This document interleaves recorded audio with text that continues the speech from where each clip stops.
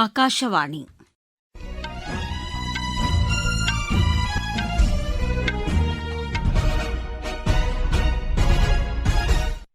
செய்திகள் வாசிப்பவர் சித்ரா பாலசுப்ரமணியன். தலைப்புச் செய்திகள்: மேற்காசிய சூழலில் ஏற்பட்டு வரும் மாற்றங்களை இந்தியா உன்னிப்பாக கவனித்து வருவதாக வெளியுறவு அமைச்சகம் தெரிவித்துள்ளது. இளைஞர்களின் செயல்திறனை மேம்படுத்துவதற்கான திட்டங்களை இந்தியா ஆக்கப்பூர்வமாக செயல்படுத்தி வருவதாக மத்திய அமைச்சர் டாக்டர் மன்சுக் மாண்டவியா கூறியுள்ளார். நாட்டில் நடப்பு நிதியாண்டில் 7,73,000 கோடி ரூபாய் நேரடி வரி வசூலிக்கப்பட்டுள்ளதாக வருமான வரித்துறை தெரிவித்துள்ளது.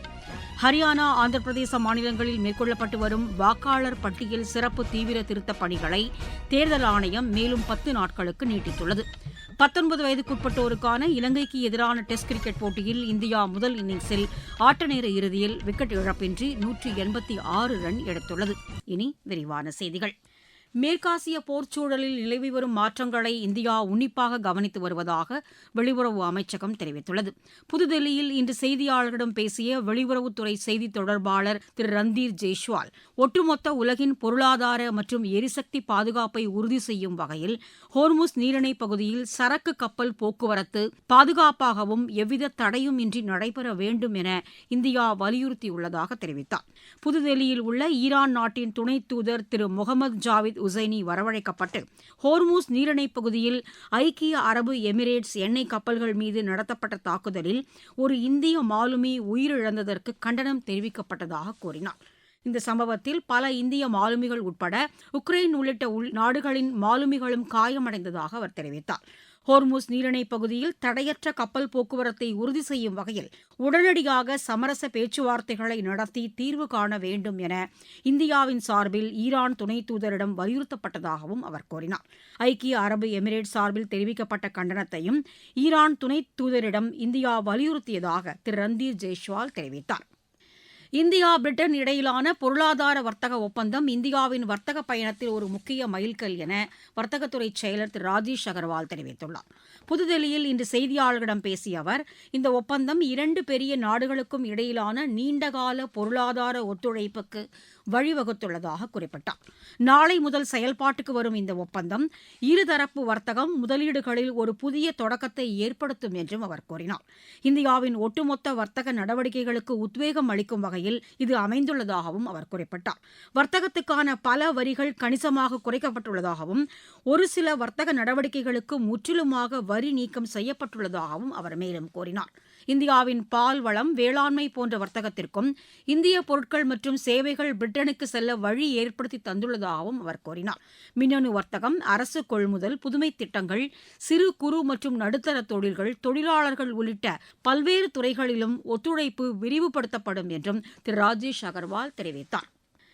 இளைஞர்களின் செயல்திறனை மேம்படுத்துவதில் செயற்கை நுண்ணறிவு தொழில்நுட்பம் ஆக்கப்பூர்வமான பலன்களை அளிக்கும் என மத்திய தொழிலாளர் மற்றும் வேலைவாய்ப்புத்துறை அமைச்சர் டாக்டர் மன்சுக் மாண்டவியா தெரிவித்துள்ளார். ஹைதராபாத்தில் பிரிக்ஸ் நாடுகளின் தொழிற்சங்கங்கள் மாநாட்டில் பேசிய அவர், இந்தியாவில் மேற்கொள்ளப்பட்டு வரும் தொழிலாளர்களுக்கான சமூக பாதுகாப்பு திட்டங்கள் குறித்து எடுத்துரைத்தார். இளைஞர்களின் ஆக்கத்திறனை மேம்படுத்தும் வகையில் ஸ்கில் இண்டியா இயக்கம் தொடங்கப்பட்டு சிறப்பாக நடைமுறைப்படுத்தப்பட்டு வருவதாகவும் அவர் கூறினார்.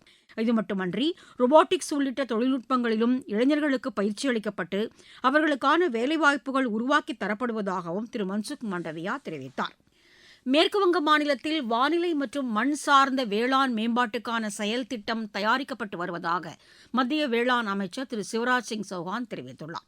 மேற்குவங்க மாநில தலைமைச் செயலகத்தில் இன்று நடைபெற்ற ஆலோசனைக் கூட்டத்தில் பேசிய அவர், மாநிலத்தில் உள்ள வேளாண் பல்கலைக்கழகங்கள், வேளாண் ஆராய்ச்சி மையங்களுடன் இணைந்து மாநில அரசு இத்திட்டத்தை செயல்படுத்தும் என குறிப்பிட்டார்.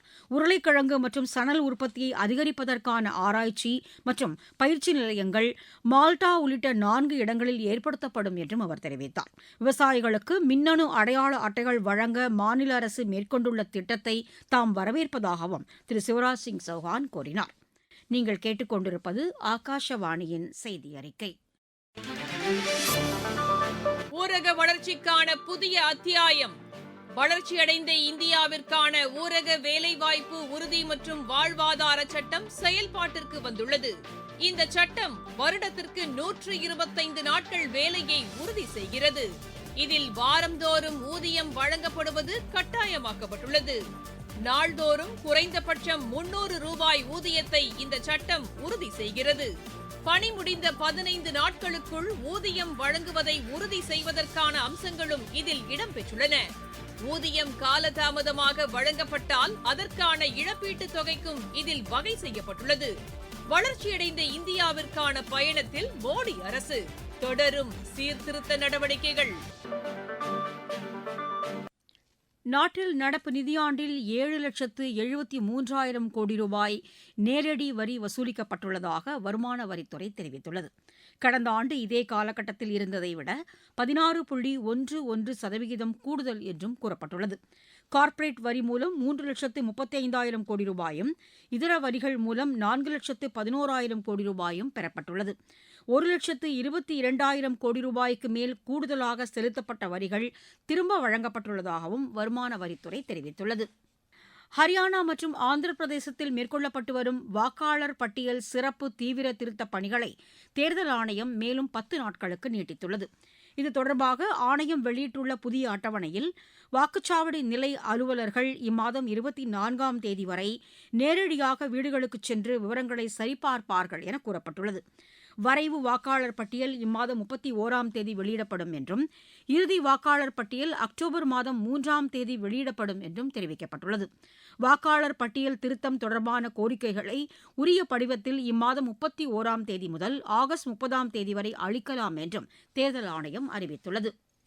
சேலத்தில் மக்கள் பயன்பெறும் வகையில் ஆதார் சேவை மையம் திறக்கப்பட்டுள்ளது.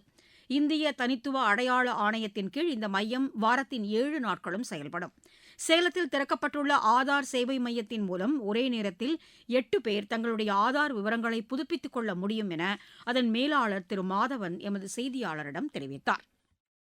இது டைரெக்டாக ஆதார் மூலமே நடத்தப்படக்கூடிய ஒரு சேவை மையம். இதில் பார்த்தீங்கன்னா ஒரு நாளைக்கு 400 பேரை நம்ம சர்வீஸ் கொடுக்க முடியும். 400 பேருக்கு மேலேயே நம்ம சர்வீஸ் கொடுக்க முடியும். இந்த சர்வீஸ் கொடுக்கறதுக்காக பார்த்தீங்கன்னா இங்கே 8 ஆப்ரேட்டர்ஸ் இருப்பாங்க.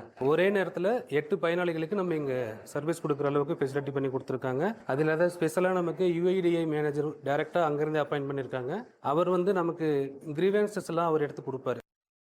நாட்டிலேயே முதல் முறையாக செயற்கை நுண்ணறிவு தொழில்நுட்ப பல்கலைக்கழகம் கர்நாடகாவில் அமைக்கப்படும் என அம்மாநில முதலமைச்சர் திரு DK சிவக்குமார் தெரிவித்துள்ளார். பெங்களூருவில் கூகுள் கனெக்ட் இந்தியா நிகழ்ச்சியை தொடங்கி வைத்து பேசிய அவர் செயற்கை நுண்ணறிவு தொழில்நுட்பம் தொடர்பான ஆராய்ச்சியை மேம்படுத்த அதற்கான முனையம் அமைக்கப்படும் என தெரிவித்தார். இந்தியா மாலத்தீவு இடையிலான இருதரப்பு வர்த்தகம் மற்றும் முதலீட்டை அதிகரிப்பதற்கான இருதரப்பு தாராள வர்த்தக ஒப்பந்தத்துக்கான முதல் சுற்று பேச்சுவார்த்தைகள் ஆக்கப்பூர்வமாக நடைபெற்றுள்ளதாக வர்த்தக தொழில்துறை அமைச்சகம் தெரிவித்துள்ளது. காணொலி வாயிலாக இதற்கான பேச்சுவார்த்தைகள் நடைபெற்றதாகவும் கூறப்பட்டுள்ளது. மாலத்தீவின் முக்கிய வர்த்தக நாடாக இந்தியா விளங்குகிறது என்றும் கடந்த நிதியாண்டில் $771 மில்லியன் அளவுக்கு இரு நாடுகளுக்கும் இடையே வர்த்தகம் நடைபெற்றதாகவும் கூறப்பட்டுள்ளது. தில்லியில் வரும் 27ஆம் தேதி முதல் அடுத்த மாதம் 2ஆம் தேதி வரை நடைபெறவுள்ள காமன்வெல்த் டேபிள் டென்னிஸ் போட்டிக்கான இலச்சினை இன்று வெளியிடப்பட்டது. புதுதில்லியில் நடைபெற்ற விழாவில் இதனை வெளியிட்டு பேசிய தில்லி முதலமைச்சர் திருமதி ரேகா குப்தா விளையாட்டு வடிவமைப்பை மேம்படுத்த நடவடிக்கை எடுத்து வருவதாக தெரிவித்தார். விளையாட்டுச் செய்திகள். 19 வயதுக்குட்பட்டோருக்கான இலங்கைக்கு எதிரான டெஸ்ட் கிரிக்கெட் போட்டியின் 2ஆம் நாளான இன்று இந்தியா முதல் இன்னிங்ஸில் ஆட்டநேர இறுதியில் விக்கெட் இழப்பின்றி 186 ரன் எடுத்துள்ளது. கலேயில் நடைபெற்று வரும் இப்போட்டியில் இலங்கை முதல் இன்னிங்ஸில் 424 ரன் எடுத்துள்ளது. இங்கிலாந்துக்கு எதிரான முதலாவது ஒருநாள் கிரிக்கெட் போட்டியில் இந்தியா வெற்றி பெற 259 ரன் என்ற இலக்கு நிர்ணயிக்கப்பட்டுள்ளது. பர்மிங்ஹாமில் நடைபெற்று வரும் இப்போட்டியில் முதலில் பேட் செய்த இங்கிலாந்து 47.5 ஓவரில் 258 ரன் எடுத்துள்ளது. மீண்டும் தலைப்புச் செய்திகள். மேற்காசிய சூழலில் ஏற்பட்டு வரும் மாற்றங்களை இந்தியா உன்னிப்பாக கவனித்து வருவதாக வெளியுறவு அமைச்சகம் தெரிவித்துள்ளது. இளைஞர்களின் செயல்திறனை மேம்படுத்துவதற்கான திட்டங்களை இந்தியா ஆக்கப்பூர்வமாக செயல்படுத்தி வருவதாக மத்திய அமைச்சர் டாக்டர் மன்சுக் மாண்டவியா கூறியுள்ளார். நாட்டில் நடப்பு நிதியாண்டில் 7,73,000 கோடி ரூபாய் நேரடி வரி வசூலிக்கப்பட்டுள்ளதாக வருமான வரித்துறை தெரிவித்துள்ளது.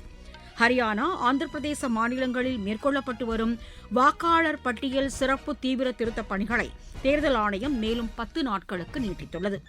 19 வயதுக்குட்பட்டோருக்கான இலங்கைக்கு எதிரான டெஸ்ட் கிரிக்கெட் போட்டியில் இந்தியா முதல் இன்னிங்ஸில் ஆட்டநேர இறுதியில் விக்கெட் இழப்பின்றி 186 ரன் எடுத்துள்ளது. செய்தி அறிக்கை நிறைவு பெற்றது.